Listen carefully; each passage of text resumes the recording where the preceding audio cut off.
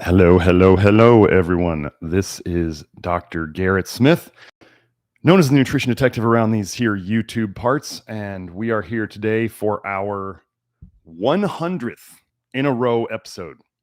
I get the, I guess I get the attendance award for not missing a week in 100 weeks. So whether you're new here or whether you've been here since the beginning, thanks for coming. Thanks for sticking around, and we'll shoot for, as somebody said in the chat, I saw somebody said, now we shoot for 1,000.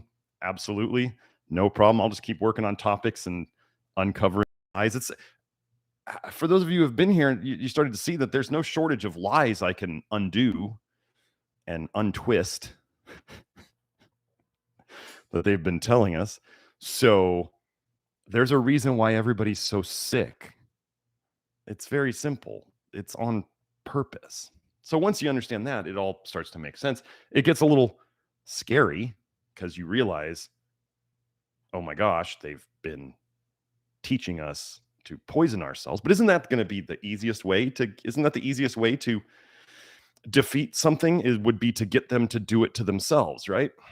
So if you think they're after us, well, the easiest battle that they could win would be to get us to hurt ourselves. So anyway, glad you're here. I see that the chat has been going like bonkers.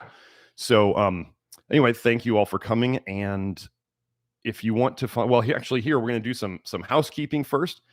For those of you who follow me on my other social media, well, and here in the, and if you look at the YouTube community, we are doing, this is, so pay attention here. We are doing a special right now, a 100th episode of the Love Your Liver live stream special. We are having a special on consultation packages with me. And we are having a special on all of the nutrition detective supplements. So I'm not going to belabor all the specials are, but we haven't done one in 2 years. So if you want to get in on it, now's the time. Just check. All of our social media links are below. The details can all be found in posts there, Facebook's, Instagram, YouTube community, and Twitter. So just go check those and, get in on the action while the action's good. So funny thing today, I took my little hair sample. So for those of you who are worried, let's say those of you gentlemen out there who have a similar haircut to mine, hair samples can be done on us. You do not need to go to other areas of your body. I've had people who shave their head and I tell them you just need like 2 weeks of growth. And then your base. So people who have really short hair, they might be doing hair from all over their head. The normal area for sampling, for getting hair samples, as you can see, like this is probably more hair than I need.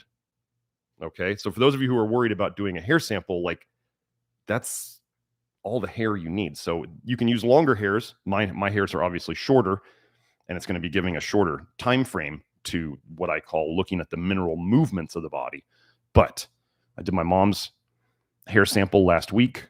She already got her results back, and we're going over her stuff. Saw that. So this is just an idea for those of you who are, maybe you did some testing in the past and you're not doing it anymore. So like my mom's been taking the Keystone minerals that we make. She's been doing about 1 pill a day, which has 150 micrograms of molybdenum, and it's not keeping her up at all. Her molybdenum, we hadn't tested her in a while. I'll be honest. I hadn't kept her up on testing, and she didn't ask to do it. So it slipped for probably, I don't know, 9 months to a year maybe. And then we just retested, and her molybdenum had basically bottomed out even while she was taking it. This is a very important thing. If you don't, for those of you who test, I mean, if you're not testing, you have no idea what's going on. That is why we test. We don't guess, and then we address. That's what we do. So if you don't test, you have no idea what's going on. If you do test for a while, and let's say you get things good again, and then you stop, you don't know that something's wrong until either one of two things. You either get symptoms again because stuff was just not taken care of, because things change over time, or you get symptoms because something changed over time. So this is why, this is, somebody was asking me, they said, I used to test with you And then I fixed my problems, and it was awesome, right? I fixed my problems, and now I'm wondering, do I need to keep testing? You don't have to, but if you want to know, if you want to be proactive, she said, do I need to keep testing to be proactive? I mean, the obvious answer is yes. Because if you don't stay proactive, then you become reactive, and you only learn to address things either when a symptom comes up or when you retest again and you go, ooh, gosh, what I thought was enough to maintain a level was not enough. Let's say you start getting, do you know that arsenic will deplete your zinc? So let's say you start eating more rice all of a sudden. But you keep, let's say this is like an example of what could happen. Let's say somebody was eating not much rice and they were doing plenty of beef. And let's say they switch their diet around because they just feel like it, and they start eating more rice, and they're not prepping their rice properly. So they're picking American grown rice, and they're not prepping it properly. They're just cooking it straight up and consuming all that arsenic. And let's say the rice starts displacing some of their beef in their diet. So not only are they getting less zinc from the beef, but they're getting more arsenic. And all of a sudden, over time, that will deplete their zinc. This is how things work over time. So if you're testing it, we would probably see on the hair test the arsenic going up, and we would see the zinc going down. And we can address that through knowing where the arsenic comes from and addressing the zinc as needed, whether it's with food or supplements. That's just one example. Arsenic is nasty, folks. Really, you got to be real careful with your rice. I know the vitamin A detox community is big on rice because Grant did it. Long term, I think the arsenic is presenting problems in people, and that's why I'm not a huge fan of it. So anyway, so we have that special going on all of our stuff, so go check that out. First, I wanted to go over a testimonial. Now, again, these testimonials, I never give the names or initials or whatever, just because of medical privacy. But these people post these testimonials inside the Love Your Liver program. So those of you who are in there, you can go find this testimonial and see who it is. But I don't say who it is on my public live stream. So let's get into it. This is a great testimonial. This person is a healthcare practitioner in the quote unquote alternative medical field. So they started following me on Twitter. They saw my crazy statements, and we DM'd a little bit, and then he decided to take it on, and here is his testimonial. So like I said, this is a healthcare practitioner. Here we go. Quote, here's my I'm sorry. This person has been doing it on their own. This person was not working with me. So if you see that what can happen with his doing it on his own, and then if you imagine if we combine that with some testing, we could potentially do even more. So here we go. Here's my 1-year Love Your Liver update. A month or two late, I started last April. Sacroiliitis. Persistent symptom with flare-ups multiple times a year since age 20.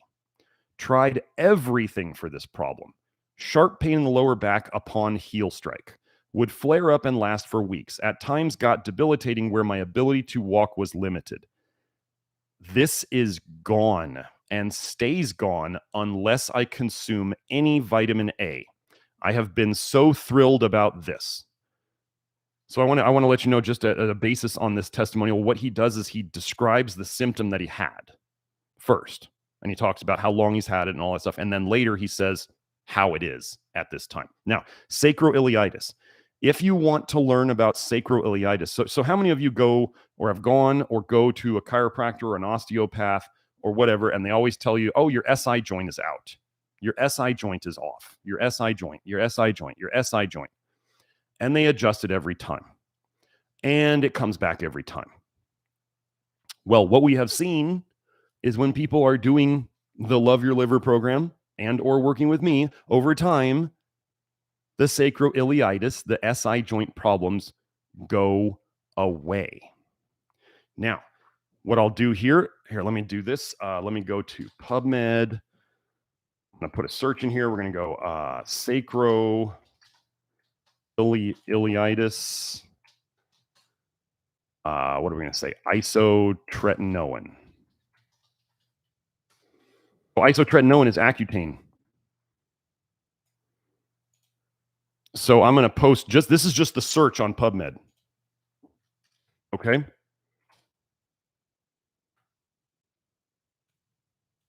This could this would not be good for a lot of chiropractors' business if people actually started avoiding vitamin A and they got rid of all their SI joint problems. Here's just some titles of this. Isotretinoin-induced sacroiliitis, case series of 4 patients and a systematic review of the literature. Isotretinoin-induced sacroiliitis in patients with hidradenitis suppurativa, a case-based review. Isotretinoin-induced inflammatory back pain and sacroiliitis in patients with moderate to severe acne vulgaris. Isotretinoin-induced sacroiliitis, a rare case report. Rare. Bilateral sacroiliitis confirmed with magnetic resonance imaging during isotretinoin treatment, assessment of 11 patients and a review of the literature. Oral isotretinoin and sacroiliitis, causal link or coincidence? Discussion points emerging from a case-based review. Sacroiliitis during isotretinoin treatment, causal association or coincidence? The prevalence of sacroiliitis in patients with acne vulgaris using isotretinoin. Was that enough titles? That was just the first 10 papers that came up. Isotretinoin is 13-cis retinoic acid. That is one of the quote-unquote active forms of retinoic acid, supposedly, that you need to function, which we've dismantled that entirely here. If you have sacroiliitis problems, SI joint problems, you're probably vitamin A toxic, just like everybody else out there. That's just where it's showing up for you. Okay? So, I'm not going to hit every one of these. I just wanted to hit that sacroiliitis thing because we have another person who, Joe, who I know will describe his stuff. He's doing amazing. He was basically like disabled because of his sacroiliitis pain. And we have him mostly, if not all, out of that at his last update. Okay, so here we go. Ankylosing spondylitis. Likely a result from taking 10 to 15,000 units a day of vitamin D. Remember, it's rat poison. Back in 2016 to 2017, along with massive dietary doses of vitamin A from daily spinach/kale smoothies. For a couple of years, this was very bad and would wake me up every morning at about 4:30 a.m. where I couldn't get back to sleep due to the discomfort. This had toned down a bit by the time I had started vitamin A detox, but still quite stiff in my spine. My flexibility has improved to where most of the time it is basically normal, but I still feel extra tension with extremes of motion. Pretty good, right? Here we go. We're going to keep going. Alternating constipation and diarrhea. They call that IBS, right? At the worst, I'd go 10 to 12 days without a bowel movement, and then get a pretty urgent bathroom situation to finally flush out. By the time I started detox, I had managed to get to the point where I was going about every other day. I drank a ton of raw milk, and maybe the lactoferrin was helping this. Now I typically go 2 to 4 times a day. That's normal, folks. That's good. Every few months, things might slow down a little. This causes some of my other symptoms to pick up a bit too. So let's just talk about this. 10 to 12 days without pooping. Ugh. And then he would then all of that builds up, right? And then you get a pretty urgent bathroom situation to flush it out, right? So by the time he started detox, he got to the point where he's going about every other day, drinking some raw milk. Okay, so just so you know, and he said maybe the lactoferrin was helping this. Our lactoferrin, if you didn't know, our lactoferrin, the Nutrition Detective lactoferrin, is by far our best seller. It is very potent, so make sure to follow the instructions. There's a link on the instructions, but lactoferrin is on sale as well. So just wanted to throw that out there. But yeah, so when he gets constipated, now, those of you who have followed and you understand toxic bile theory, whatever with this gentleman, whatever is causing his constipation, when it does happen, whether it's like a detox dump inside his system, whether it's a dietary change, whether it's stress from work, family, money, whatever, could be all sorts of things. But when that does cause his cholestasis, his toxic bile leakage going back into his system, remember the toxic bile, if it goes back into the blood more than it does in the guts, you get constipated because it is bile that triggers your pooping because your body wants to get rid of the bile. So if he's not pooping out the bile, it's going back into his system and it's causing, as he says, it causes some of his other symptoms to pick up a bit too, but a lot less than they used to be, right? Because he's less toxic. Okay, here we go. Eczema. Took almost a year, but it's been gone now for a couple months. This mostly affected my hands. It had slowly worsened through 2018, 2019 when I was eating a lot of liver. It went away shortly after starting detox, but then got little flare-ups here and there that would usually heal fairly quickly.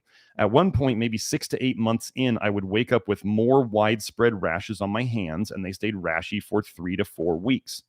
Then they subsided, and since then, I've had almost no eczema.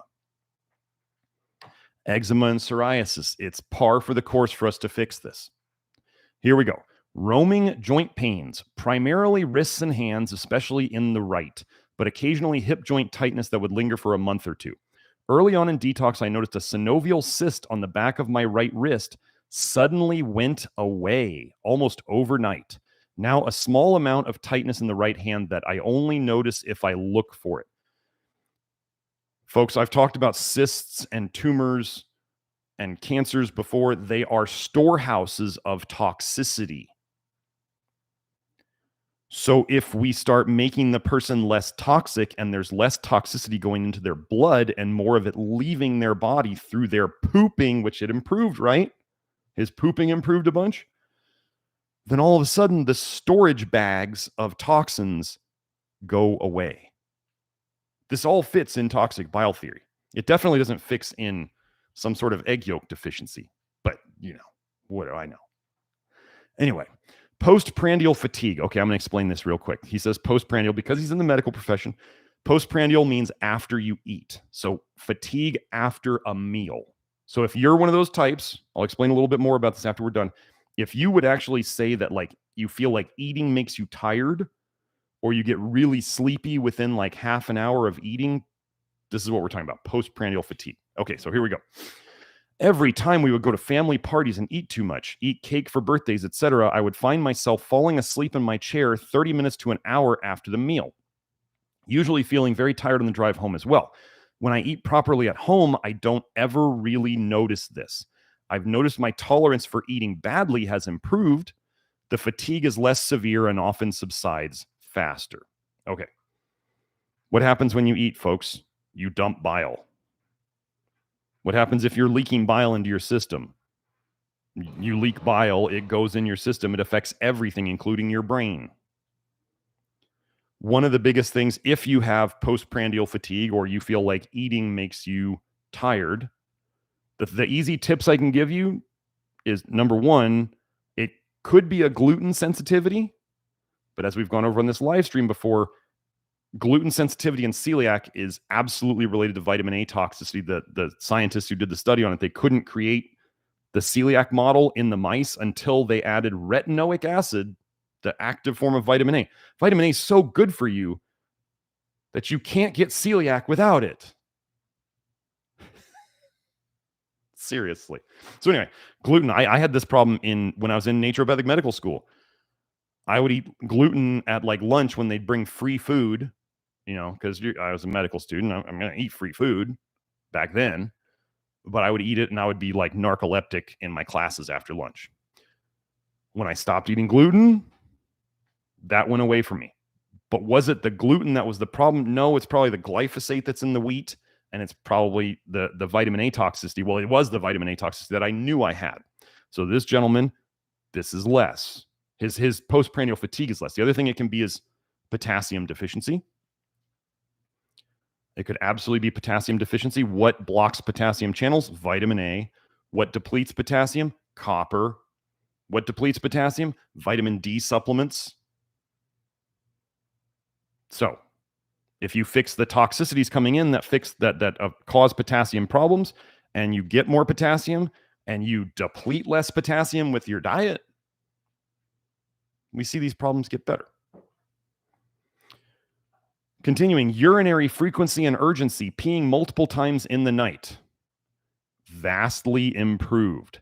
At the worst, I was getting up 3 to 4 times per night. Now it's usually just one or occasionally none. Road trips are easier because I can hold my bladder longer. Quick aside, why would you have to pee all the time? What if instead of the bile leaving through your guts, the bile was getting shunted to your kidneys? Your kidneys are trying to put toxins, toxic bile into your urine. That urine goes down to your urinary bladder. Your urinary bladder is saying, oh my gosh, this pee is so nasty and toxic. I have to get rid of it as soon as I can, or it will damage me. So then instead of only peeing 0 or 1 time a night, you're constantly peeing because your pee is so toxic that your bladder chooses to get rid of it and wake you up instead of letting you sleep and hold it until the morning. Does this make sense? It can also be magnesium deficiency. Magnesium deficiency will cause you to pee frequently. So, but magnesium is also depleted by, vitamin A. Here we go. Right rib cage pain/tightness. Notice this more and more throughout the first year of detox, but it's been subsiding lately. Ladies, listen. Cold hands and feet. I have poor circulation to my hands and feet, and they get very cold in the winter where it's hard for me to be outside for too long in the winter. My pulse oximetry usually tests at 94, 96, which seems low. Taking high-dose thiamine, that's B1, will improve my pulse oximetry, but doesn't do much for the feeling of coldness. Next part, guys, pay attention. Erectile dysfunction, ED, came on during the time I was eating liver regularly. Let me repeat this part. Erectile dysfunction. This gentleman says it came on during the time when he was eating liver regularly. What is liver full of? Vitamin A and copper. I have said before, right after Accutane people take the longest to fix. And right after Accutane people is the eating liver people. Why? Because they're eating tons of vitamin A and tons of copper. Both of those are effectively very estrogenic. Okay? Here we go. Continuing. So erectile dysfunction came on during the time I was eating liver regularly. Initially improved during the first few months of detox, but then worsened again. The fact that it improved initially means it's probably going to clear up over time. Occasionally will get very bad, but good enough more often. It's good enough more often than not. Have experimented with B1, folate, B12. Occasionally those will work, but no real consistent pattern. So we're seeing improvements over time. It should continue improving over time. That's what we expect. But gentlemen, do not, if you messed yourself up with Accutane and you got erectile dysfunction, or you took tons of vitamin A and you messed yourself up and got erectile dysfunction, this can be fixed. It can take a while, like years. So help your buddies to not ruin their function by doing these stupid things like liver. I never had this issue personally, but I know many, many men have. And I am working on a solution kind of matrix for people to do this. Some of it just has to be toxicity. You just got to get rid of the toxicity. But there are other things that you can do to get function back quicker. Okay, continuing. Dry, thick peeling skin on toes. Dry, thick peeling skin on toes. Improvement on some toes, but a really weird spot on the third toes on the left. But the left big toe still has a really gnarly patch. That toe has been developing deviation into a bunion. I wonder if that's related to the toxicity there as well. Just an aside, your feet have terrible circulation.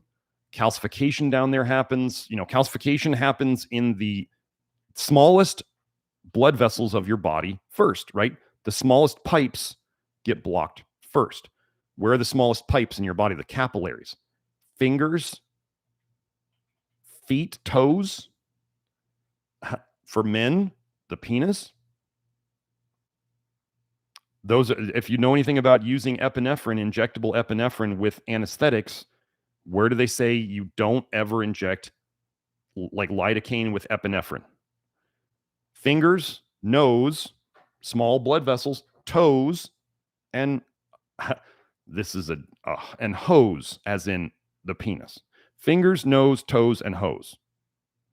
Because those are the smallest blood vessels, and if you shut them down with epinephrine, you could cause the tissue there to die. Well, let's just say that vitamin A toxicity and vitamin D rat poison toxicity causes excessive calcification in blood vessels. And this gentleman did a lot of vitamin A toxicity and vitamin D toxicity. And he calcified the smallest vessels. Cold hands, cold feet is a symptom. Erectile dysfunction is a symptom. Are you seeing the pattern? What can we do about this? Well, one thing is getting rid of the vitamin A toxicity. We're seeing improvements.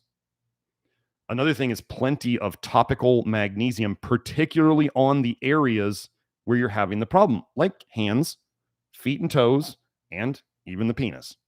Okay? Continuing, brain fog / memory got really bad at times in the first 3 to 9 months of detox, but it is not something I really notice a big problem with anymore. Dry eyes mostly affects my right eye. Have had bigger problems with this in the past. I can't remember exactly how bad. Very rare problem now, maybe one time a month or so for a day or two. Headaches / migraines. Headaches were never really a problem for me until I started detoxing. In the first 3 to 4 months, I had 4 or 5 really bad migraines. For a lot of month 2 to 6, I would always be right, quote, on the edge of a headache. This still happens occasionally. I have to be careful having an alcoholic drink or two sometimes because it will quickly push me over that edge. Though at times my ability to tolerate alcohol and not get wrecked by it has been better. So, this is not a game. Now, this gentleman was doing this stuff on his own, and he's a guy like I am. He tends to push hard. There was multiple times where I had to tell him to slow down, stop going so fast. Like this is not a game. And here he tells you that he had some. So I'm not gonna sugarcoat this, folks. There's people out there who are absolutely trying to avoid any worsening. They call it the what do they call it? What do they call the what does Grant call it? The detox setback cycle. I don't consider it a setback cycle. You're just pushing detox too hard. You're pushing it too hard and it's overflowing into your system. This happens. People who are deathly afraid of this happening are never going to get anywhere because they're going to keep themselves toxic enough that they never find where they actually start detox. This is like the egg yolk people, sadly. So, he talked about aggravating things. Yes, this can absolutely happen. I'm not going to lie. I don't lie to people. What we would do, was I working with this person, or let's say this person posted to the Love Your Liver network and they start asking people are going to say, you're probably pushing too hard. I actually know for a fact that this gentleman pushed zinc way too hard at points. Way too hard. Like he was, I'm not advocating this. He was up to 150 milligrams of zinc a day at points.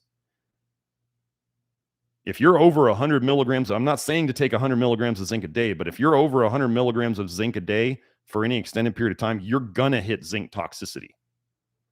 And this gentleman, like a lot of people out there, wanted to be better quicker. He pushed too hard.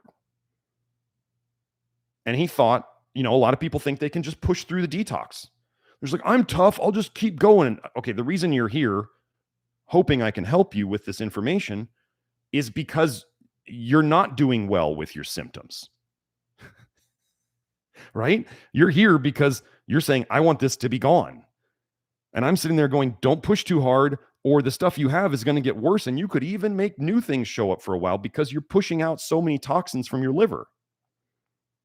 What do you notice what this gentleman said? Sometimes if he has alcohol, it quickly pushes him over the edge. He adds toxins to the system and he feels worse.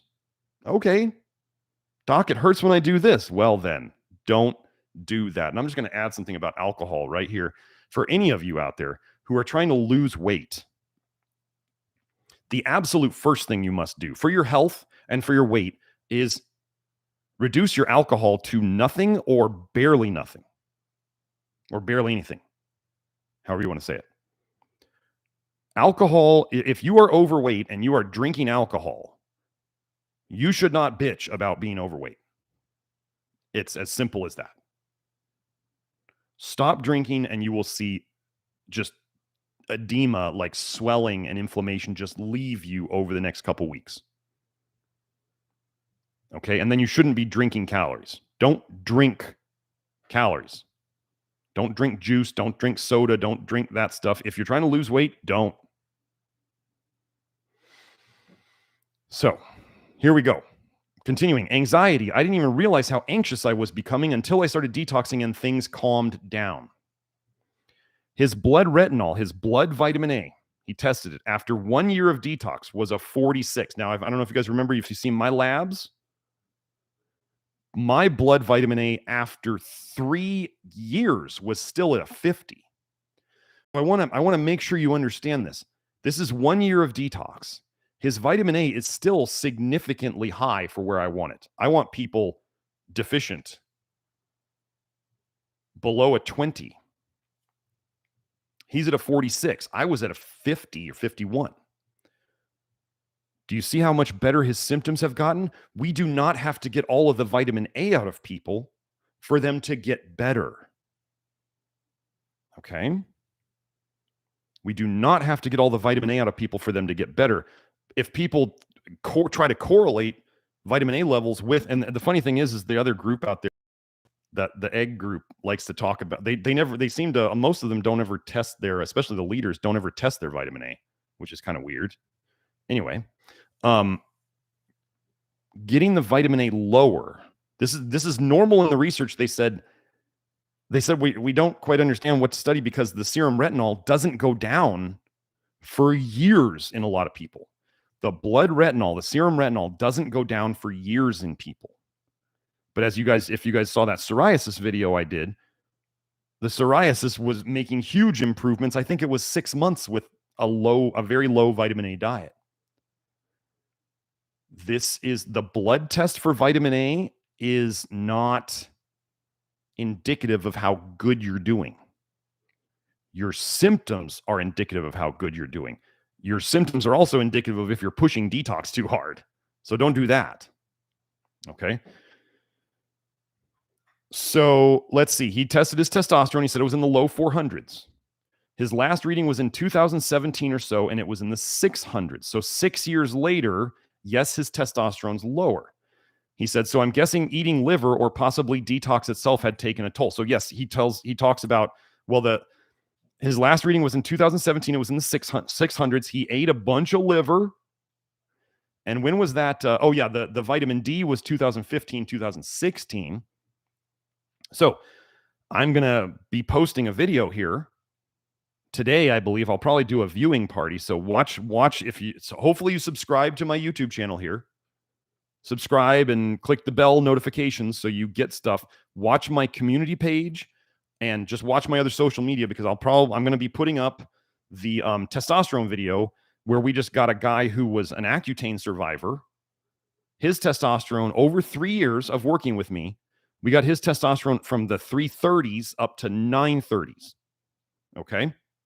330s to 930s, and we doubled his free testosterone. It's over 3 years. Okay?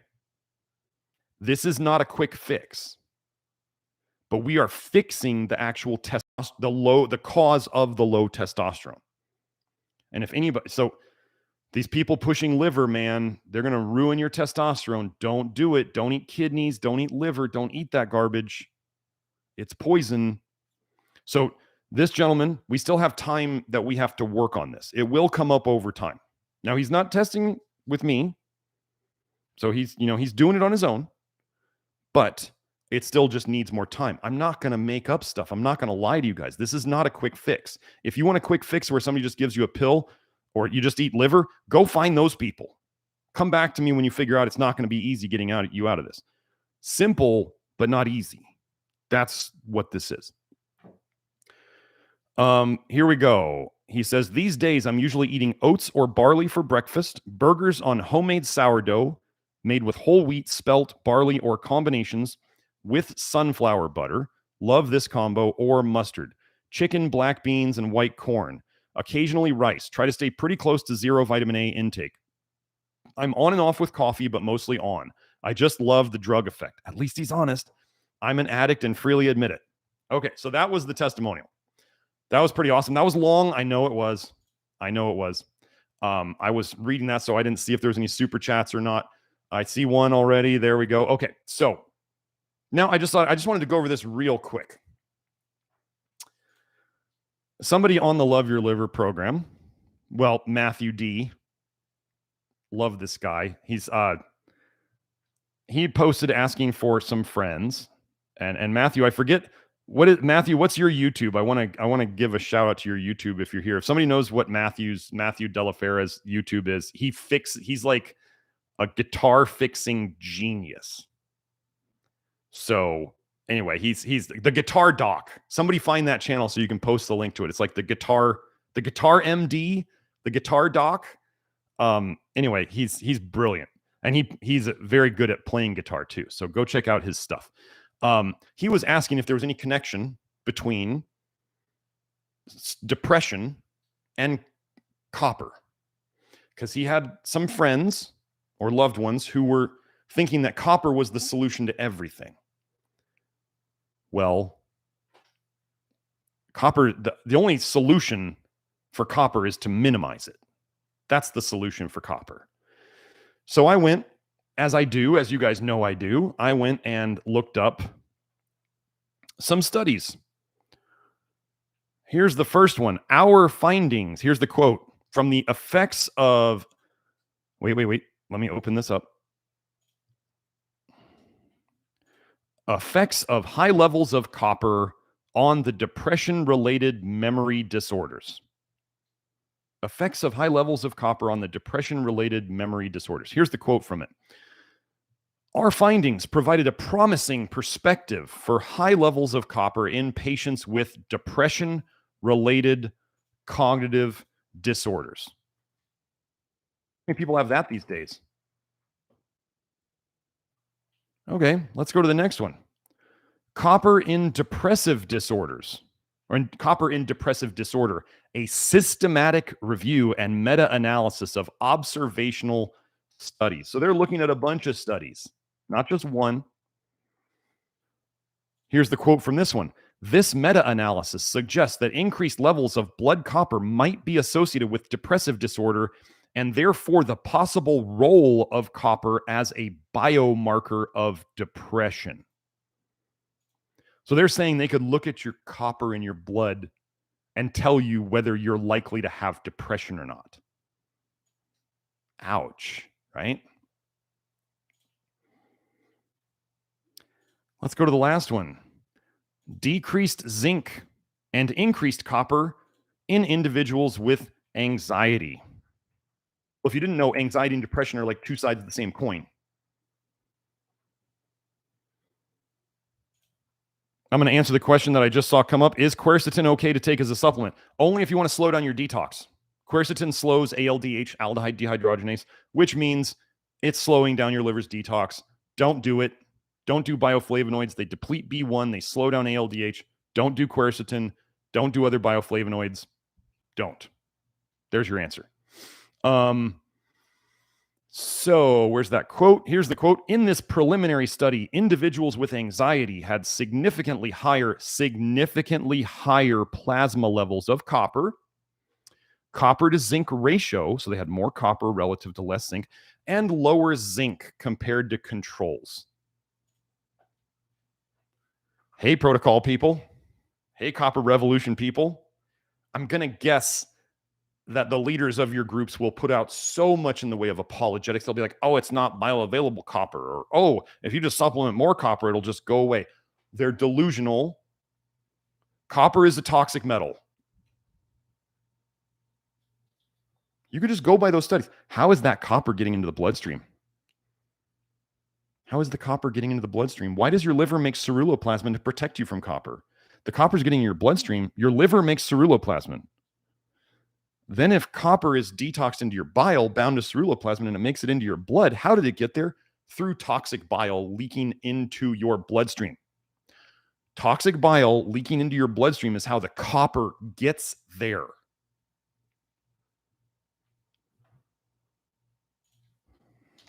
Let me just go see if I can find something.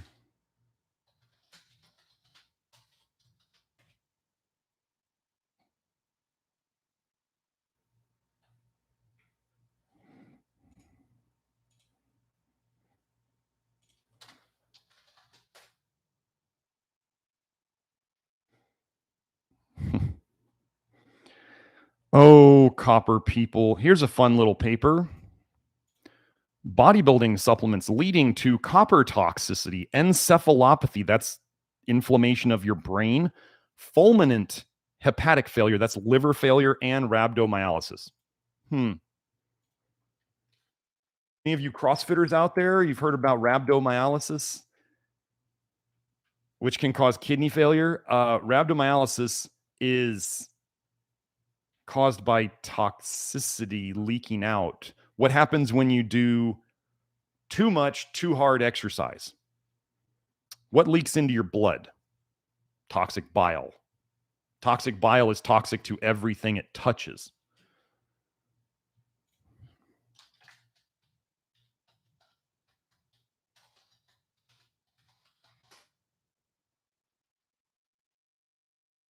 Just see, nothing obvious on rhabdo and bile, but they don't really know why. They just say, oh, it's damaged the muscle. Well, yeah, it is that. We were looking this up. There's lots of cells in your body that make bile, not just your liver. This is a very important thing. It's not just your liver that can make bile. Other cells make bile too. So let's just say you damage the heck out of your liver. I mean, sepsis is damage to the liver, leaking bile all over the system, like just bile leaking everywhere, all over the system. Next week, I'm going to go over, I had somebody on Twitter send me a message saying, hey, my friend who did get 2 of the pokies, he suddenly got raging stomach cancer. Do you think it's connected? Well, I'm going to bring up the studies on it next week. It took me 10 seconds to search for the connection and find 3 studies linking bile with stomach cancer. And one of the weird things was I also found a paper where they were repurposing stomach cancer drugs for the viral disease. What would stomach cancer drugs do, folks? They would shut down bile production. Gosh, is toxic bile connected to the scary viral disease? It is the viral disease, is toxic bile leaking into your blood. So we'll go over that next week. That's just a teaser. Okay? So now let's get to questions. That was fun. Okay, let me find them. Here we go. Let me guess. Has Ramon put up one yet? Love you, Ramon. Mr. Regular Super Chatter. Oh, M&M Professional Window Cleaners Limited. He did a super chat. He's a regular one too. Thank you very much. Here we go. If you drink a beverage, what is best? Buying a plastic bottle, glass, or aluminum, or another material? I know drinking clean water is best and drinking calories is a bad idea, but just curious.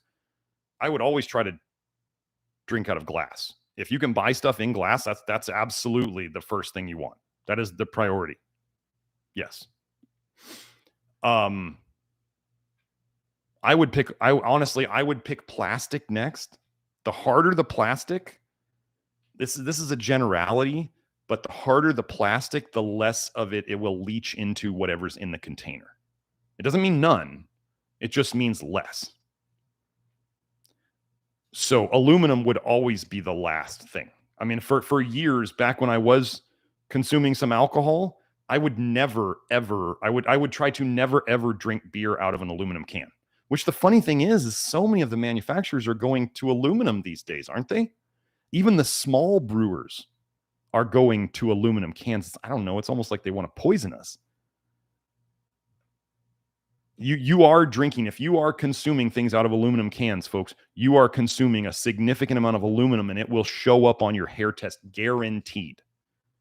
If you are consuming things in those Tetra packs, like the packs that rice milk, soy milk, chicken broth, those cardboard boxes that they put liquids in,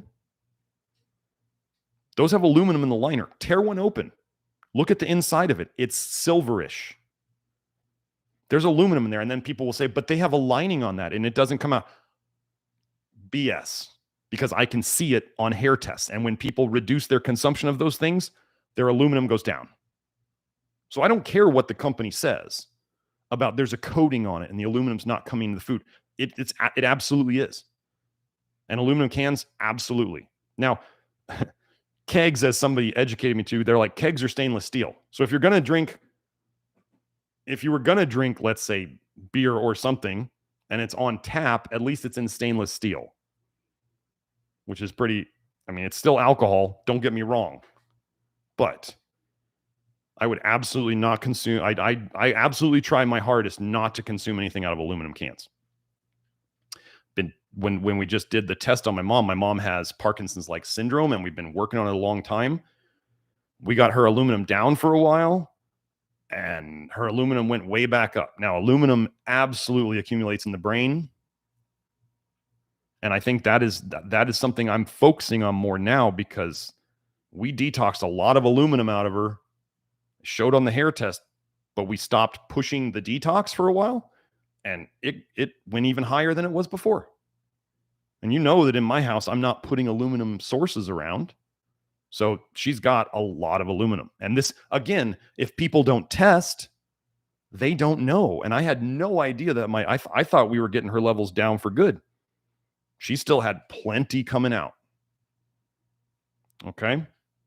So yeah, glass is first. Like, if you're going to have water bottles, get them in glass. Like, that's glass. If you have plastic bottles, keep them out of the heat. The softer the plastic is in the bottle, the more it will leach. This is just a general idea, concept. So like those hard blue bottles that, like, the 5-gallon ones that people will drink water out of, the water bottle kind of things, those are hard plastic, right? Those are better. And people will notice that there's less plastic taste. Whereas when you drink out of the smaller water bottles that are more flexible, you notice more of the plastic taste. So glass, then plastic, and I would really do your best to avoid aluminum. And if you don't know, one of the big minerals that helps detox aluminum is magnesium. Yet another reason to use your topical magnesium. So there you go. There was another super chat. Okay, so Lilium asks, my 21-year-old son in the military wants to know about creatine supplementation. I would say he is an undertype. Thank you, Dr. Smith. Well, you are welcome, Lilium. I hope my answer is usable. Okay, an undertype. For those of you who don't know about overtypes and undertypes, I talk about these in the Love Your Liver program. I'm not going to expand on it here, but undertypes, I've been over a little bit of it. Undertypes generally are where people go underweight, and I've said their liver is in they're deeper in the liver doo-doo is the technical term I've used, where I'm trying not to be a fearmonger. Like, there's people out there with their fearmongering and the the protocol people of the world. I'm not trying to do that. I'm not trying to give people more health anxiety than they need, because living in this world today, it's scary enough. But undertypes, people who tend towards being underweight and have real trouble keeping weight on.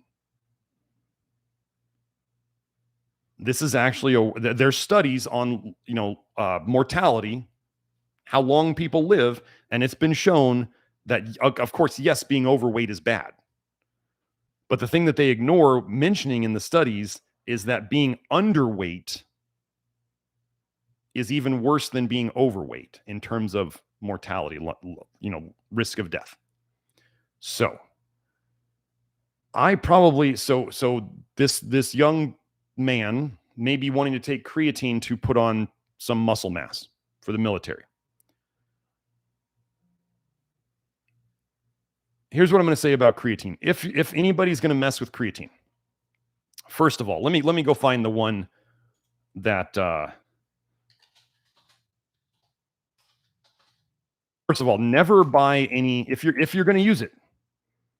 If you're going to use it, never use Chinese creatine. Okay? Never ever use Chinese creatine. Now, try not to get anything from China. I mean, you already know about the fentanyl in this country, right? Why would they bother to really, really clean their supplements that they're going to send over here? Never forget that when you're buying purified compounds as supplements that they use chemical methods to clean these things. And they can never, ever get all the residue of the cleaning chemicals or whatever out of them. This is the way it is. Now, can some places work a lot harder to get the residual chemicals out? Sure, of course. Yes. Like somebody could take a half-ass shower, or they could really wash themselves well. You could still be dirty when you get out of your shower, or you could wash yourself really well. Same thing with chemistry. So I put a link down there to what you want to do if you're gonna use creatine at all. German creatine, also known as CreaPure, CreaPure, CreaPure. You want it to be clean, and make sure that it's either like the one I linked there, the Amazon link. It says on the front of the label 100% German creatine. So there's a reason why they're advertising that. And if someone is going to use creatine, never, ever, ever do a loading phase where people are taking 25 grams a day. You want to talk about how to if you wanted to hurt your kidneys with creatine, that's a good way to do it. Just overload them for like a whole month, just so you can raise your blood levels like a week or something quicker than you would have if you took lower doses, maybe a week or two. I don't care what it is. Don't do a loading phase of creatine ever, folks. And then I believe that 2.5 grams a day is enough to get 80% of the benefits of taking creatine. The normal dose, the common dose, like with that German creatine I linked, 5 grams it comes with a scoop in it, 5 grams a scoop. I don't use that much. I wouldn't use that much. When I use creatine, which I do on occasion, I take 2 grams. And I get the German CreaPure stuff. Okay. Let me find the other one.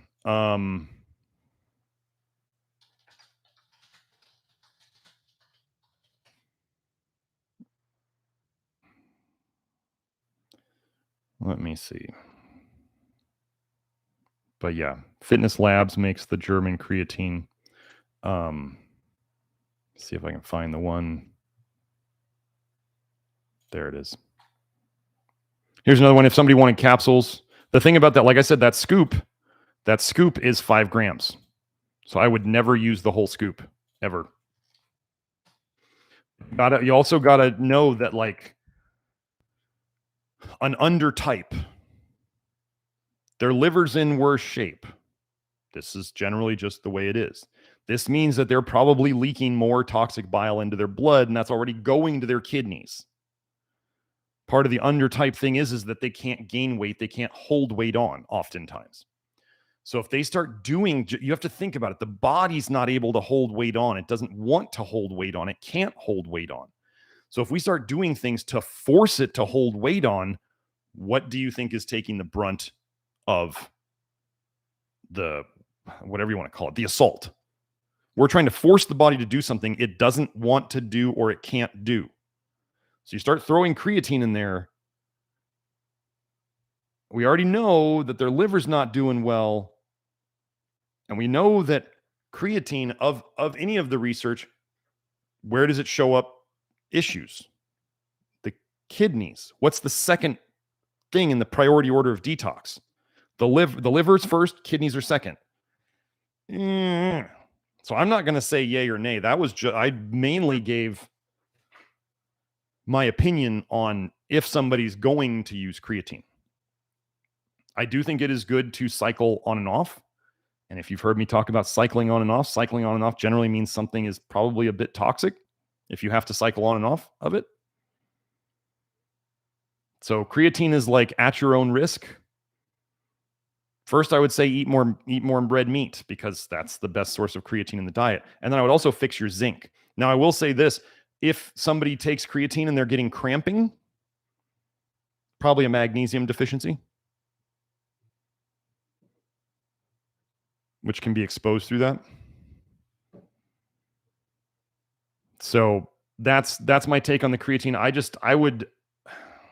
don't know if he's still really having trouble keeping weight on. I mean, most of the weight from creatine is, they say it's water weight, but it's really like it can be increased glycogen storage in the muscle. It's the creatine pulling water into the muscle. It's, it's not necessarily, and people will show up as being stronger in the gym. I mean, it absolutely does what it's purported to do. Guys will get stronger. They will gain, anywhere from typically 5, even 10 pounds of what we would call lean muscle, which can be water weight because it's not fat, right? So it's still lean mass. If it's in the muscle and it's water, they still count that as lean mass because it would show up as not body fat. Anyway, I can't make that decision for him. If he starts taking it and he doesn't feel good, that would be your first sign to not take it anymore, right?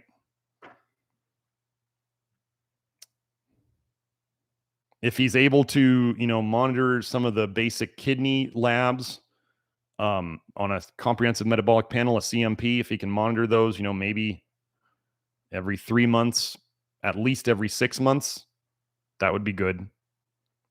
But just make sure you get clean creatine for if somebody's going to do it, make sure you get clean stuff. Right? I've talked about this before. I joked, like, if you're going to smoke cigarettes, at least smoke organic cigarettes. Like, right? If you're going to take something that could potentially have a negative impact on you, at least make it clean so there's not extra toxins. This should make sense. I'm not endorsing these things. I'm saying just at least make them non-toxic. Don't add toxins on top of toxins. Isn't this what people do it with alcohol all the time, right? They're going to have a liquor and then they're going to add sugar to it, right? And then yeast is just, beer is really just yeast, poop, and pee. That's really what alcoholic drinks from, beer is. It's alcohol, poop, and pee. The yeast is detoxing the sugar into aldehydes and alcohol. It is yeast waste. So, okay, so that's the 2 super chats. If anybody else has a super chat, you want to get that in. We are only a little over an hour in. Wow, I got through that stuff fast. So here we go. Growing Easy says, "Hi doc, what do you think of Reiki and other kinds of energy healing? Does it help? Is it real?" Oh man.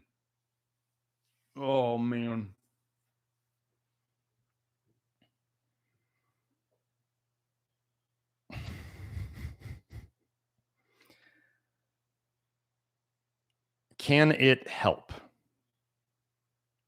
Sometimes. Is some of that help placebo? I'm sure it is. I don't. Here's what I don't see. I don't.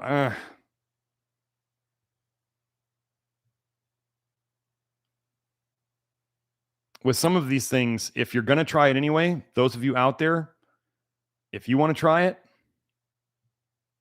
go ahead. If it's not helping, then don't keep going back.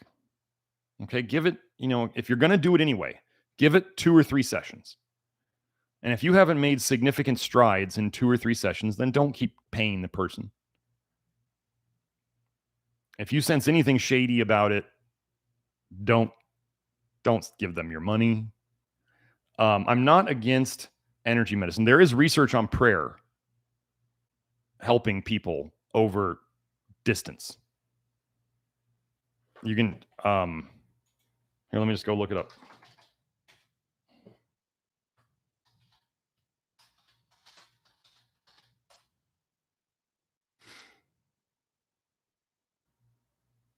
So I'll just put this search here, some of the titles of these papers. Prayer, an ancient healing practice, becomes new again. Prayer healing, a case study research protocol. Research methodology for studies of prayer and distant healing. Healing through prayer, a qualitative study. What do we want and need to know about prayer and healing? On a wish and a prayer, healing through distant intentionality. Okay, so there's faith and healing. There is actually legit research on prayer helping people over distance. Now, there's just something, I know probably a fair number of you who are here, maybe your journey into alternative medicine started with Reiki, or it was early on with Reiki. I don't trust that. I don't trust Reiki. I'm just going to say it. I don't like the idea of somehow focusing the energy and putting it into a person. That's just, I don't like it, and I don't see people generally stay better from it. It's kind of temporary. So I'm not a huge fan of Reiki. I absolutely believe in kind of energy medicine. I mean, I was one of the earliest users of, when you think of red light therapy or near infrared light therapy, that's energy medicine, right? So if light can do stuff, why can't, can other methods work as well? So was Jesus using energy medicine? Well, that would seem fairly obvious as a yes. So do I believe in it? Yes. Do I think things can get very weird in that area? Yes. Do I think it could potentially open people up to bad things? Yeah. So I can't comment on, each individual one. I was actually a body talk practitioner in my past. I was all right at it, but I was too, I don't know. I moved away from it. I liked, kind of like I moved away from homeopathy while I was in naturopathic medical school. I use homeopathy. There's the homeopathic detox therapy that we talk about in the old vitamin A detox program for specific detoxing of medications that people have taken in the past. Here's the thing. We were put here in this life, in this sack of meat, because there are lessons that we are supposed to learn in the physical realm while we have to deal with the consequences of living in a sack of meat, being a soul in a sack of meat. So what am I going to address first while I'm here? I think the priority is to address the chemistry of the sack of meat. Like if you think of a pyramid of things, you got like, what do you eat? Do you sleep? That stuff. And then you get into more like emotional, mental stuff. And then up here would be spiritual. So if people trying to fix the energetic stuff at the top while still having a terrible foundation of everything, they're not going to get very far. The chemistry will win. Or as we say, the poison always wins. Right? So if you're poisoning yourself down here, it was like the joke of naturopathic medical school when I was in it. The homeo nerds, as we call them, the homeopathy geeks. They geeked out on homeopathy. They thought homeopathy would fix everything. They would go and eat BS fast food at lunch while they were on their clinic break. And then they would feel crappy after lunch and they'd take homeopathic remedies for it.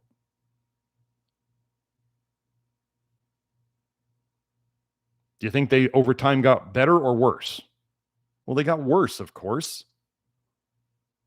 If you don't address what you're made of, if you are what you eat, if you have bad energetics, it's probably starting from what we eat. Okay, it's like, here's a funny thing that I've seen about nearly every other health guru out there. The health gurus I've followed is they almost all go kind of insane over time. Have you noticed this? All these health gurus seem to slowly lose their minds. Well, some of them are quicker than others. I'm pretty sure I'm not losing my mind. And I'm watching them slowly break down. They must be doing something wrong. Their diet must not be as wonderful as they think it is. So that's my take on energy medicine. I'm open to it in certain ways. There's certain stuff that I'm sketchy about. Here's what I would say to do. I was talking about this on the inner circle last week.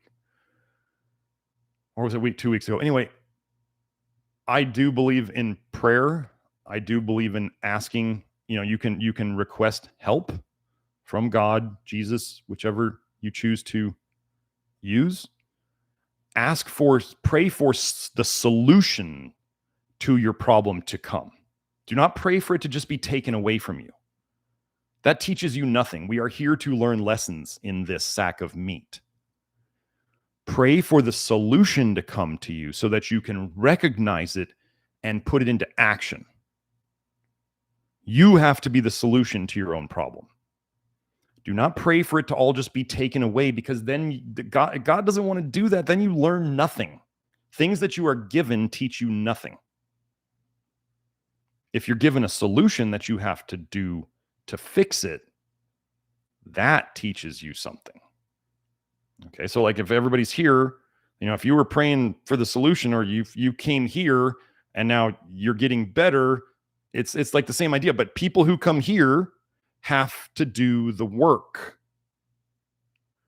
This is not everybody knows who's been here, who's in the Love Your Liver program, who's been working with me. This is not just me saying, here's a magic pill, poof, everything's gone. It's nothing like that. I want you guys to make sure that if you're going to try to send people to this, this is not great for my business, but tell them this is a lot of freaking work. Like, if you don't want to read, if you don't want to watch videos, if you don't want to watch how you feel when you do things, if you don't want to sit there and realize that when you feel worse, it's not the program's fault, it's probably you pushing things too hard. If you don't want to take responsibility for your own health, don't come here. This is why we fix people, is because we are helping people to take responsibility for their own health, and we are giving them guidance on how to do that. We are teaching people how to fish. We are not giving them a fish. Right? This is what we do. Okay. Doctor says there's a lot of conflicting information about whether our poop is supposed to float or sink. A lot of the internet says it should sink, but Paul Chek says it should always float. Which is true? In nature, should animals or humans crap in bodies of water?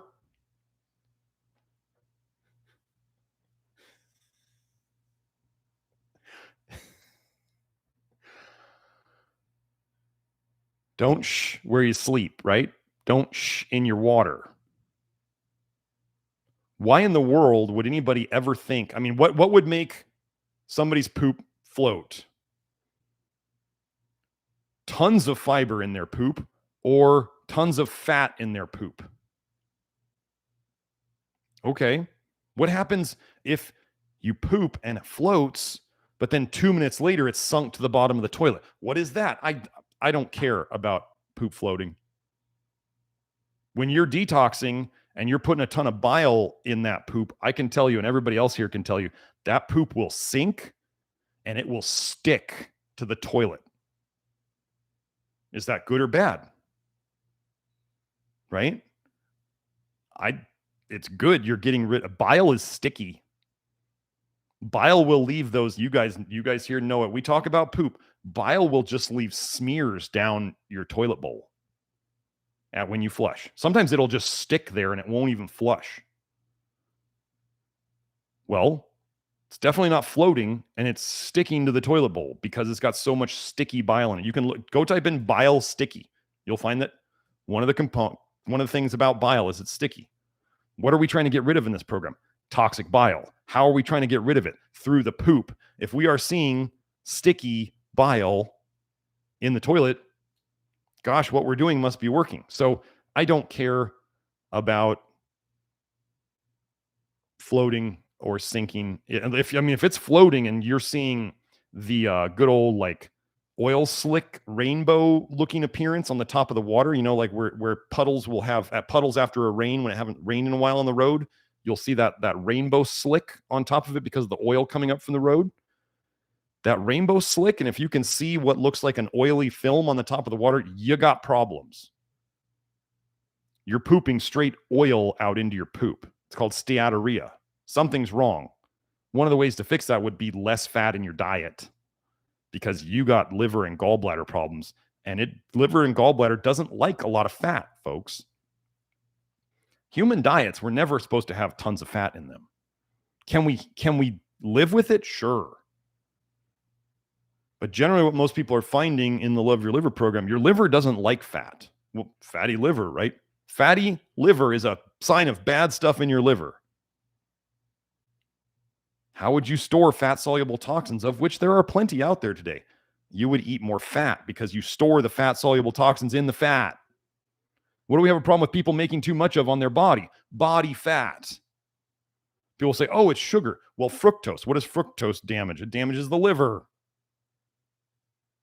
which then causes fatty liver.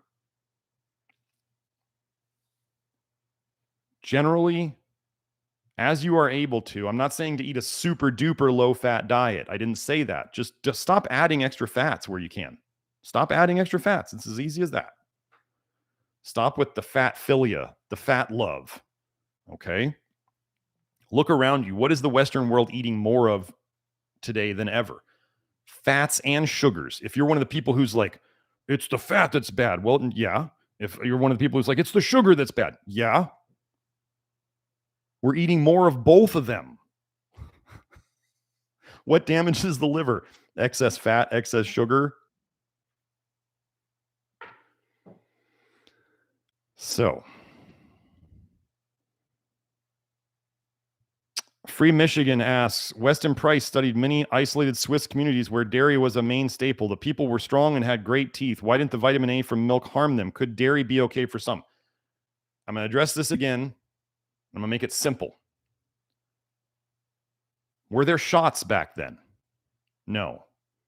Were there pharma pills there back then? No. Was there glyphosate back then? No. Was there supplements back then? No. Was there trails up above their heads coming down all the time? No. Was there poison in their water? No. Are you following me here? Context is everything. Do all of those things I mentioned potentially cause liver injury? Yes. When you get liver injury, aka toxic bile leaking into the bloodstream, that means your entire detox system is running more slowly. The entire thing. Okay? Think of the repercussions of that. Think of the repercussions of your entire detox system running more slowly. This means you accumulate more toxins all the time. So let's say that, and then we have today, let's say your detox system starts running more slowly, and let's say it's very easy for your body if it gets too much. So remember, vitamin A coming in, if you have more fat-soluble toxins coming in, like vitamin A or vitamin D supplements, if they come in faster than they leave, you accumulate them. So what if you slow down the leaving? It takes a lot less of this coming in to cause problems. Do you understand? This is really, really important. So what if when they were not as toxic and they didn't have all these poisons being fed to them, breathing them in, drinking them in, soaking them in, were they using cosmetics? No. Were they using Axe body spray? No. Like they were not anywhere near as toxic. They were getting outside. They were getting more exercise. They were doing all these things that are good for them. So if they had less vitamin A coming in than they were able to get rid of, is it as big of a problem? No, it's not as big of a problem. So every time people say, well, why didn't this group get this problem? Why didn't this group get this problem? What about the Okinawans? What about the Weston Price people? I mean, the Weston Price organization now has fallen so far from what they were originally intended. I mean, I'm going to guess. I mean, when you think about dairy, right? They probably had dairy just like in the Little House on the Prairie books. For those of you who read the Little House on the Prairie books, that family had one cow. And they only got milk for the period of time where the cow was where the calf was suckling, right?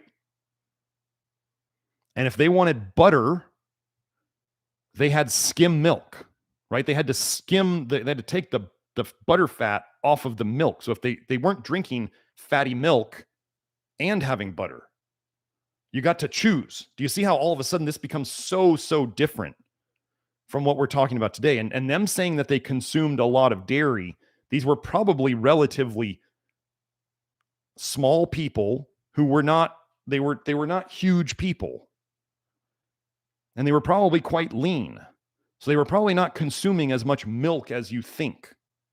So all of a sudden the stories change as we go. They are not wolfing down tons of cheese and tons of milk and tons of butter like people are today. And they were exercising and they were not as toxic and they got outside in the sun. The sun does what? Oxidizes vitamin A in your skin. Now, it still has to go into your system. So going and getting sunburned is not a good idea, people. If you are getting sunburned easily, you have tons of vitamin A in your skin and you're toxic. So this is when any group is brought up as, what about this group in the past? You do not live in your great-great-grandparents' world anymore. Okay? The funny thing is like, well, people will talk about my great-grandpa or my grandpa or whatever. He used to eat steak and a baked potato and drink a beer with dinner, and he hardly ever drank water. Why didn't he get sick? Because the world was so much less toxic back then that he was actually able to pull that crap off. Why aren't people pulling that crap off anymore? That was actually kind of a low vitamin A diet, right? Potatoes very low in vitamin A. Steak's very low in vitamin A. Yes, the beer is toxic, but it doesn't have vitamin A in it. And maybe we all overdrink water like I talk about in the hydration video inside the Love Your Liver program. Maybe most of us are over drinking water. If you're peeing clear, you're over drinking fluids. You're over consuming fluids. You are not supposed to pee clear. In an animal, if a veterinarian sees an animal pee clear, the veterinarian assumes the animal has a disease. So stop drinking so much water that you pee clear. There's your health tip of the day. But yeah, any group from the past that's brought up, I just say the context doesn't matter. It doesn't matter anymore. We don't live in that world. You don't live in that world. So, and what would dairy farmers love to do today to make people want to drink their milk even more? They would try to make the cows make fattier milk because fattier milk tastes better. So it used to be like they were getting milk when the cow had a calf for a season or two of the year, right? And then they stopped getting milk until the cow had another calf. Now, I'm no expert dairy farmer, but you understand what I mean. It's not like today where you can just drink milk year round and eat butter every day and, and eat yogurt every day. It's nothing like that. Humanity has been on the verge of starvation until probably the early 1900s, maybe 1910s, 20s, 30s. Like most of humanity, we have always evolved just above starvation levels. So do you think that if people ate less food in general, they would be less toxic in general? If they didn't gorge on stuff like we do today? So see, there's tons of reasons. Weston Price's work doesn't disprove anything we're doing today. And if you haven't seen, let me go find it. Let me go find Weston Price's quotes about vitamin A.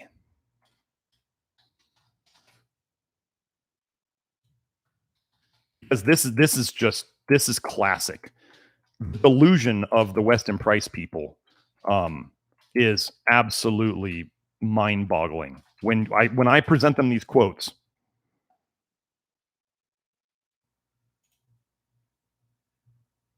so let's see. Here's a quote from a published paper by Weston Price. I'm going to put the link to my Twitter thread here. I'll put the link to the actual paper. I believe I usually reference them. So here we go. Quote, I have frequently had mothers bring this question to me as a serious nutritional problem with their children.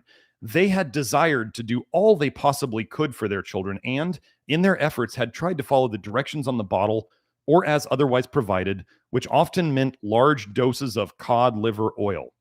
They have reported to me the difficulty they had in combating the rebellion of their children against the use of cod liver oil, which may have been in part a reaction of self-preservation. Many of the children were reported to regurgitate the oil, as in throw it back up, when it was forced down. Since it has been demonstrated that only the oil that is utilized contributes to the well-being of the human being or animal, it can readily be anticipated that compulsion to take such a toxic product could be very injurious. Let me put this link to the paper. Weston Price saying that compulsion to take cod liver oil when the body wants to reject it so strongly could be injurious to the person or child. But let's go into his observed toxicity of cod liver oil. Oh, but there's the people out there who will say, well, you need your cod liver oil to have this magical ratio of vitamin A to vitamin D, and it's a bunch of horse crap. Okay. Why was Weston Price's cod liver oil not good enough? Do we know better about cod liver oil now? Yeah, you should know, because the research I present on it is absolutely atrocious. Okay, so now we have another paper. This is also from Dr. Price. Quote. Actually, wait, let me get this one here. Let me paste this in here. And if you're going to come in here and try to do apologetics for Weston Price in the comments, just save it. I'll just delete your comments. These are quotes from Weston Price. Here we go. Quote, cod liver oil, like many other food substances, they have at times been responsible for, quote, upsets in the allergic child, manifesting themselves in the form of vomiting, diarrhea, urticaria, which is itching, eczema, and asthma, or in a combination of these syndromes. Because of this frequent complication, we have been searching for a product which could be given to children sensitive to cod liver oil, whose diets for allergic reasons have been inadequate, and who, in addition, is unable to tolerate cod liver oil in any form. We wish to report the cases of 4 allergic children in whom, owing to the addition of cod liver oil to their diets, various types of allergic manifestations developed, other than the one for which they first came seeking relief. Remember, these are in the days of Weston Price. Do you remember the live stream I did where I went over how giving young babies and young people vitamin A, the more vitamin A they had, whether it was in the form of vegetables or fruits or cod liver oil or supplements, the more allergic they became? Let's not bring up Weston Price anymore, because I'm not done with him yet. So he couldn't admit the cod liver oil made the children sick. They actually got more conditions after taking the cod liver oil than the ones they came in with. That's what they said there. Go Weston. Good job. Good job. So let's keep going, because I'm not done yet. Now, this quote was published in the book Nourishing Traditions, which is like the Bible of the Weston Price group.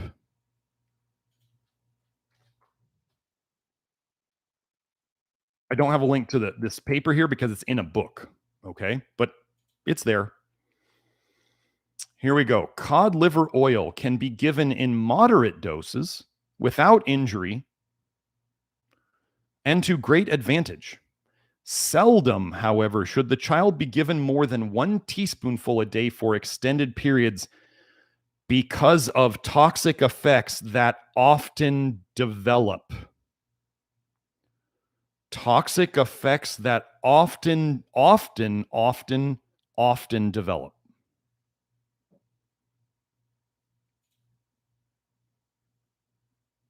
I guess vitamin A toxicity existed in Weston Price's day too, didn't it? Often. Frequently. And there's still people out there taking it because of Weston Price's research. Apparently, he thinks all these Western kids just need more vitamins, fat-soluble vitamins. So he's going to give them more cod liver oil, and they get worse. You should really, here, let me put this at that is my cod liver oil thread. I'm going to repost it on Twitter today just because I'm fired up about it. But here, I'll put the link to the whole thread because it's a long thread. If you had no idea about how toxic cod liver oil is, or your friends are still poisoning their children or themselves with cod liver oil, you should read this thread. You should subscribe to Twitter just to follow me. Nutri-Detect.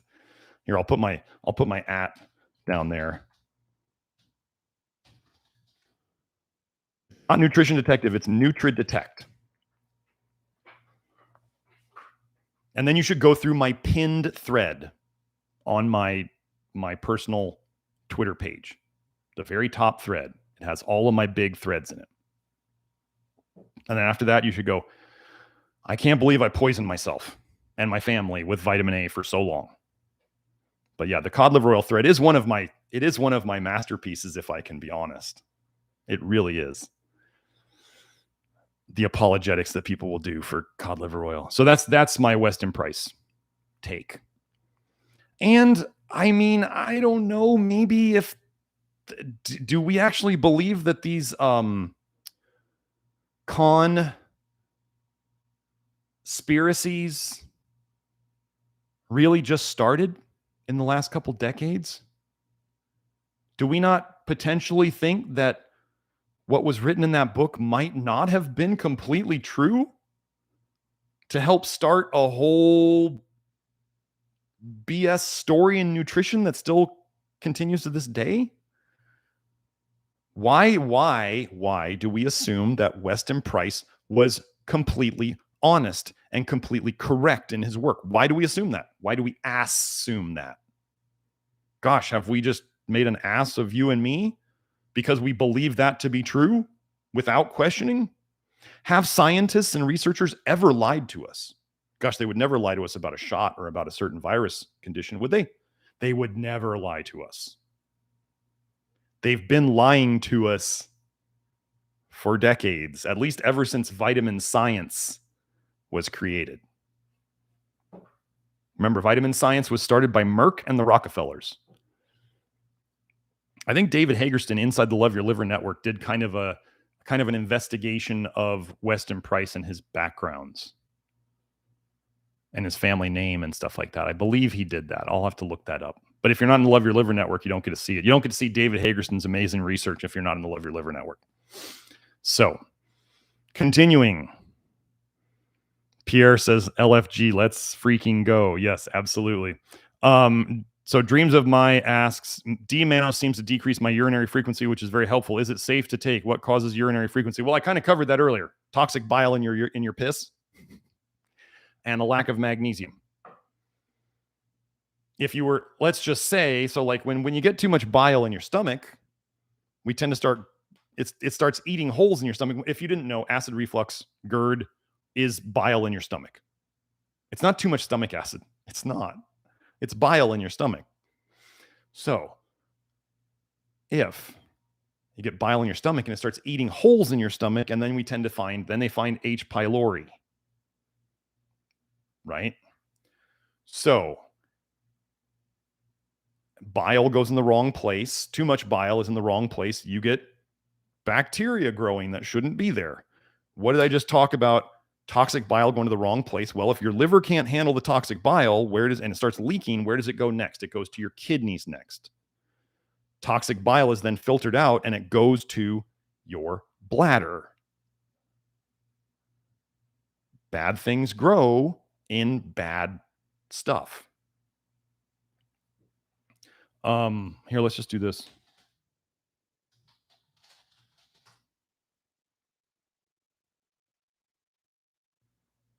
Let me just see if I can find anything here.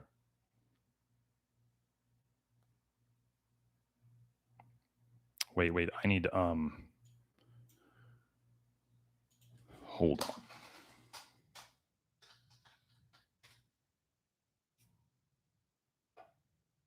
on. Here's a paper. Urinary bile acids as biomarkers for liver disease. Urinary bile acids. Understand? How'd it get to the pee? Because the liver, they're saying you can look in the pee for bile, and that's a good indicator that your liver is really sick. Why? Because if your liver can't handle it, you're leaking toxic bile into the blood. Where does it go next? It goes to your kidneys. Kidneys into your bladder. You now have toxicity in your bladder, causing things to that shouldn't be growing there to grow. Does that make sense?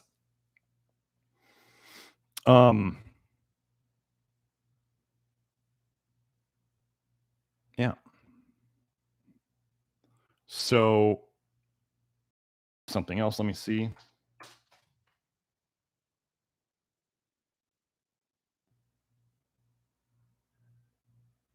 See if I can find anything on. I want to see if I can find anything on E. coli and bile in the bladder.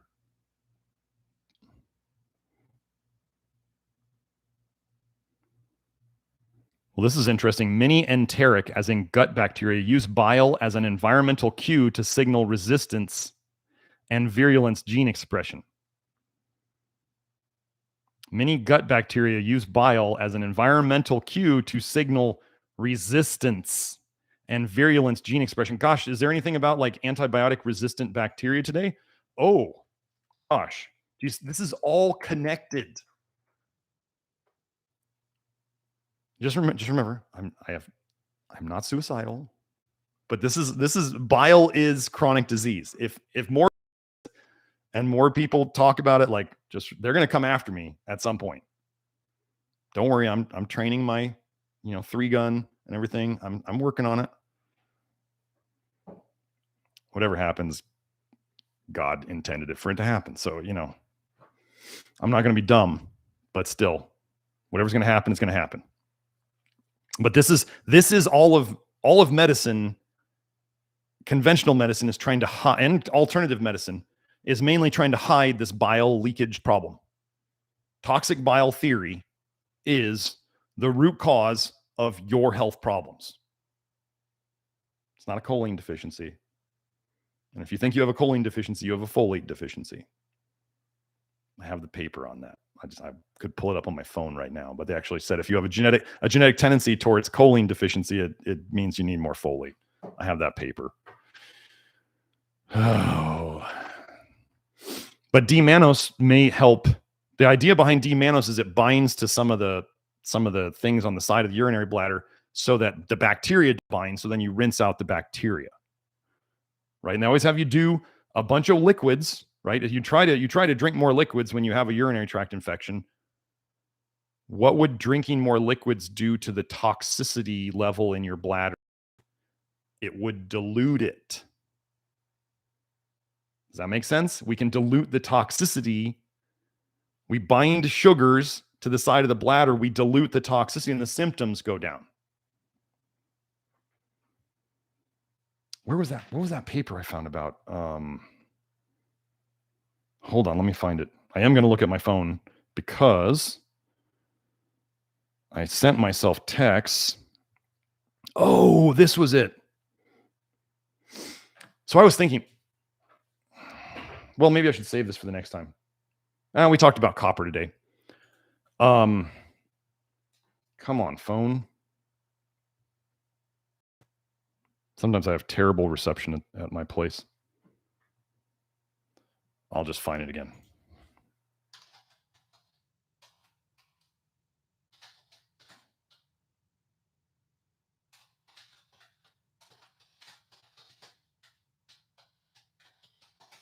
Okay. So for those of you who still believe in virus theory, it's garbage. Well, got to go on PubMed directly then.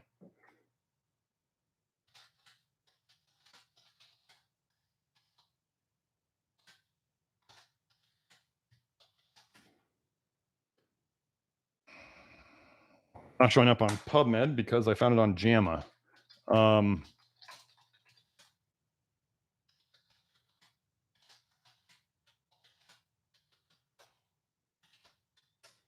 So you know how, okay, so herpes is, right, a lot of nerve pain. One of the things I think of with nerve pain, I do tend to think of copper toxicity. And since we were talking about copper toxicity today with depression and anxiety, I forget how I got here. I was just looking up things and I thought, I wonder if herpes was related to copper toxicity. It just popped into my head. So I went and I found this paper from 1980, right? They don't talk about this stuff anymore. Serum copper levels in patients with herpes zoster, a burning nerve pain that comes and goes. So here's what they say. Therefore, we observed the serum copper level in a renal transplant, kidney transplant patient. What does this mean? Their liver's not well. If they had to get kidney transplants, it means their liver was breaking down, but their kidneys broke first, just like Grant with chronic kidney disease, who he's now the only one his personal nephrologist had ever seen recover from chronic kidney disease. And now Grant says he has a second person with labs to prove that they have gotten out of chronic kidney disease on a low vitamin A diet. Okay. So this person already has a bad liver if their kidneys were so bad that they failed. Okay. We observed the serum copper level in a renal transplant patient who was receiving immunosuppressants when the herpes zoster first appeared, when it disseminated, as in spread, and weeks after the lesions had healed. The results were serum copper levels of 130 micrograms per deciliter. That's high if you don't know. I don't care about the LabCorp ranges. That's really high. That is causing problems high. So that's when they first appeared. When they first appeared, it was 130. As it spread, disseminated, 145 micrograms per deciliter. And as it had healed, after the lesions had healed, it was down to 110 micrograms per deciliter. The last sentence here on the paper, the use of serum copper would seem to have limited value in uniformly assessing the state of or course of herpes zoster in patients without, that's the end of the, I don't know why they're thinking it would have limited use. Like, those are huge shifts in numbers. Anyway, so if you have problems with herpes, folks, the reason why I looked this up, I was learning some stuff from an author by the name of Aaron Clary, and he was mentioning that a full 1/4 of women ages 18 to 36, a full 1/4 of women ages 18 to 36 today have herpes. It may not be symptomatic, it may be asymptomatic, but 1/4 of basically fertile age women have herpes. And I thought, I was going, I wonder why that is. And my mind goes to what's making them toxic. And then I thought, oh, birth control. Birth control. The thing that saved the day for the feminists, right? So they could do whatever they wanted, and they can, oh man. If you're on birth control, you're poisoning yourself to death early. So that's what I started. Let me go back and find the other paper that I looked up on birth control and copper.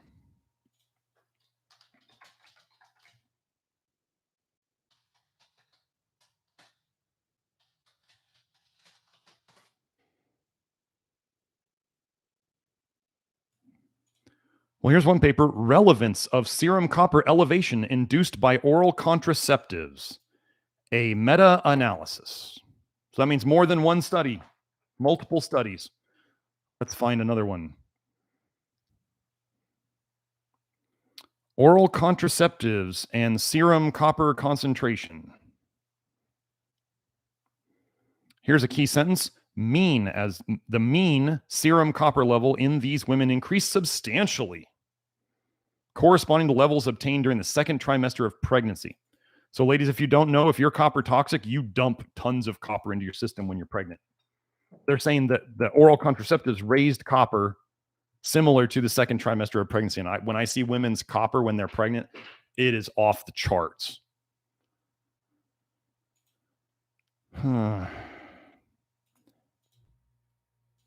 Effects of oral contraceptive progestins on serum copper concentration.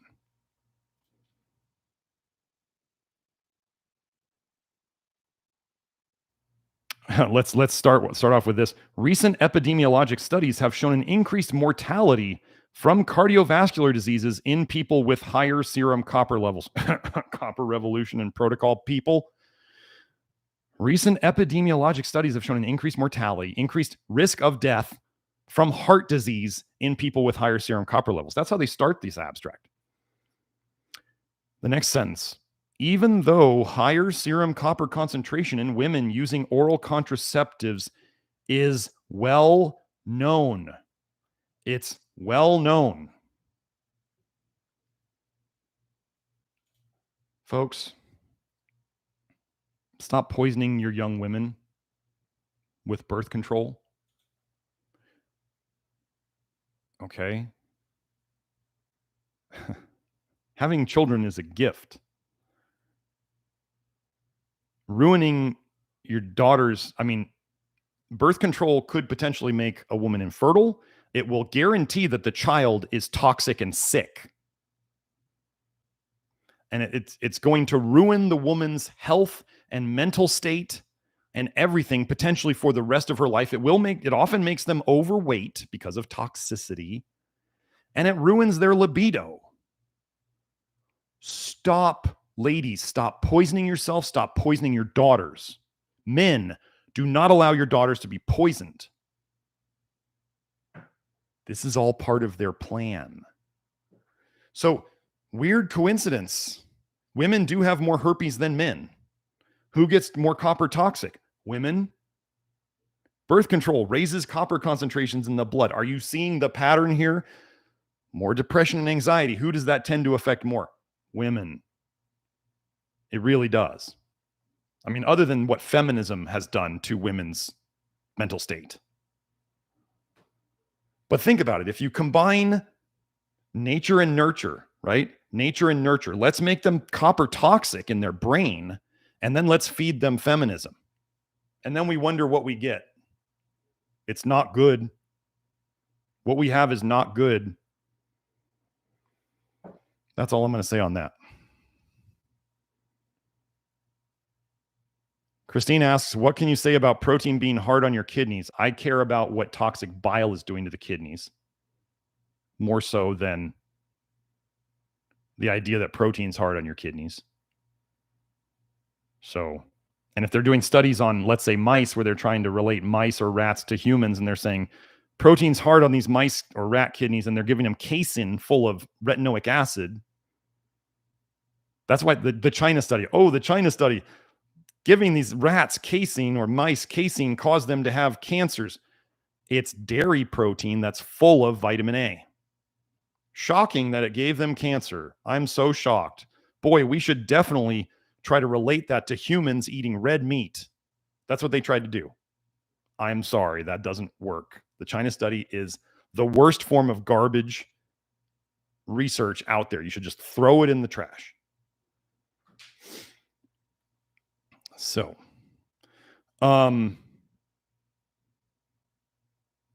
let's see. Oh, Zendog Breath pointed out that about the Weston Price thing. He said Weston Price also noted the thick bread they ate with all that cheese and milk. We still don't know how much it was. Did he put amounts? Or did he just say they ate a lot of it? compared to what I'm used to, because that's just relative. Anyway, the grain was an old form of rye or wheat that they left most of the fiber in, and they cultured it too. So it was fiber soaking up toxins. Imagine that. Who would ever do that, right? And then Zendog points out that dairy would have been lower in vitamin A than the fortified stuff fed in modern society. Either way, that may or may not be true, because, you know, I've seen raw dairy and I've seen the colostrum from it, and it's yellow. When you freeze that colostrum, those of you who have frozen raw milk or frozen colostrum, it's yellow. There's quite a bit of carotenoids in grass. Any kind of dairy you eat is going to have plenty of vitamin A in it.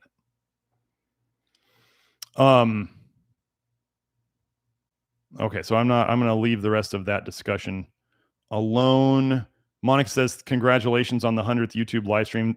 Thank you very much, Monica. Monica is an Inner Circle big fan too, so thank you for that. Oh, and Pierre pointed out, here's some studies that Pierre pointed out. Rheumatic diseases, that's autoimmune diseases. Rheumatic diseases in Neolithic and medieval populations of Western Switzerland. Dang. Good job, Pierre. Look at that. Autoimmunity was said not to be discovered until the first case was 1950s in a dog. And now we know that they can give immunizations to animals in studies. Immunizations, they call them immunizations to animals in studies to give them autoimmune diseases. Really? I've posted this before. Immunization. How do you world? And then the World Health Organization calls vitamin A immunizations. They're giving vitamin A immunizations. That's weird. Pierre also pointed out tuberculosis in early medieval Switzerland, osteological and molecular evidence. Well, that's way before Weston Price. So they're finding evidence in skeletons from the Neolithic and medieval period in Switzerland of autoimmune diseases and tuberculosis. Sounds like there was still some toxicity. And yes, Zendog Breath pointed out that there would have been better minerals in the foods that they ate back then. Absolutely. Undeniable. So yeah, all of this points, so they had more good overall and way less bad. I mean, immeasurably less bad. But did problems still show up? Apparently. And those are toxicity problems. Autoimmunity. Don't fool yourself about anything. Autoimmunity is toxicity. Cancer is toxicity. Heart disease is toxicity. Okay? So. Oh, I'm about to sneeze.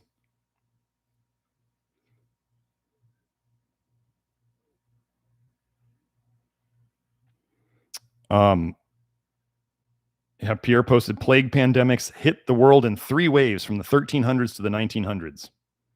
I would bet there was something else going on worldwide or in those areas around the same time. Could have been toxicity. I don't know if you know, but they talk about lead toxicity, lead poisoning as part of what caused the fall of the Roman Empire. Go look up lead toxicity in Roman Empire.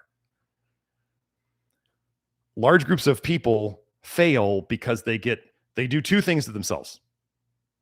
They poison their food and their water, or they poison themselves somehow, and they poison their minds. This is how you ruin a population. You ruin their chemical state, and then you feed them bad ideas. Nature and nurture, it goes the wrong way too. That's how you ruin it. This is why I look at all this and I go, this is the most brilliant plan I've ever seen. Maybe it was created by the most evil, amazing liar ever. Weird.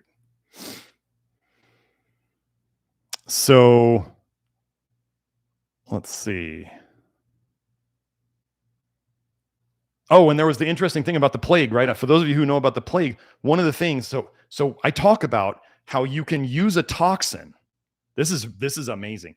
You can use a toxin to slow down your bile production and your bile dumping so that you might not get sick with something. Let's say something was going around causing everybody to dump massive amounts of bile, like, oh, I don't know, maybe today, recently it was 5G, maybe it was other something during the plague days.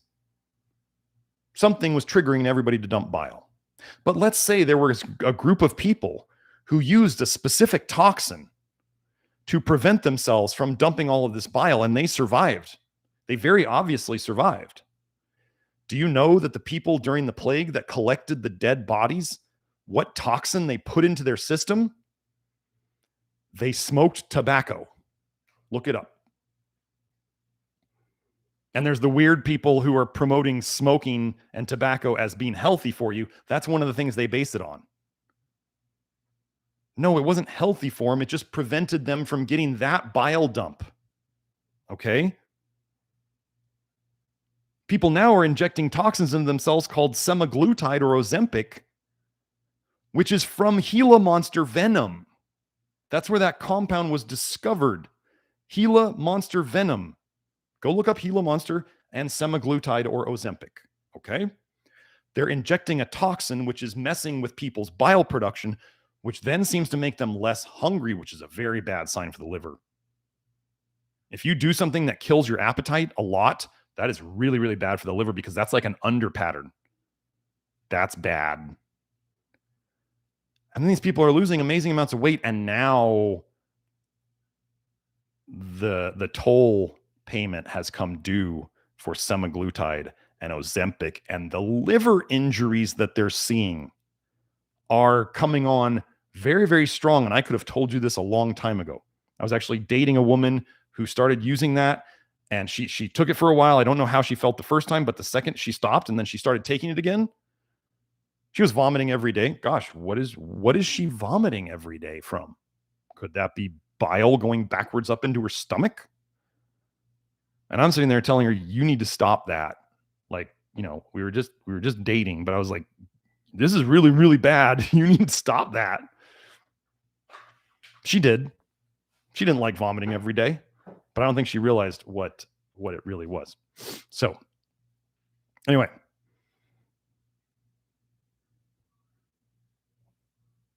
Okay, so I think we're at 12 o'clock. I got to get to my inner circle. So that was a lot of stuff today. Hope you all enjoyed it. So don't forget, we're running our special on the testing and consultation packages and this testing and consultation packages with me. We're running specials on all of the Nutrition Detective supplements. Just go to my social media links. I also have them in the community section here on YouTube. Check out the links down below, and hope you all enjoyed that little testimonial, that venture into copper toxicity and its connection to depression, anxiety, herpes, birth control pills, and our little disassembly of Weston Price and the myths of cod liver oil and the Swiss, their amazing health supposedly, which just remember, it may or may not have been true. Just because it was written in a book a long time ago doesn't mean that it's completely accurate. Liars have existed forever. So anyway, I'm Dr. Garrett Smith. You can find me at nutritiondetective.com. You can find the Love Your Liver program at members.nutritiondetective.com. Don't forget to like this video, subscribe, leave a comment, please. That helps the algo to send people our way. And y'all have a great week. Bye now.